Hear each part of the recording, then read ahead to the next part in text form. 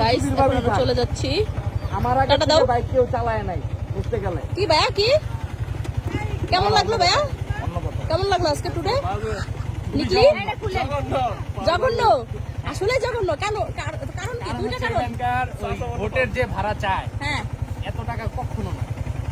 আজকে ভোটের ভাড়া চাইছে 12,000 টাকা চাইছে, 7 টাকার। হ্যাঁ, আর পাশের একটা বোর্ড আপনার হচ্ছে 12টা গাড়ি 6,000 টাকা বলছে। ও 11,000 টাকার নিচে যাবে না, একটা বোর্ডেই ছিল। আচ্ছা, ওই জিদ দিয়ে বলছি যে আজকে আর যাবো না।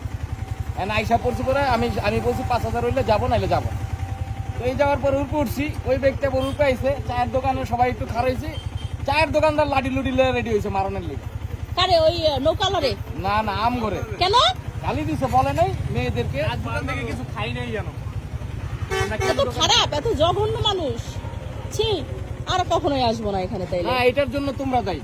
কেন? আমরা কি করছি? ভিডিওটা করতেছো না? হ্যাঁ, তোমরা সকালবেলা 6:30 বেরোনোর কথা, আজকে তোমাদের কারণে 10টা বাজে বেরিয়েছি।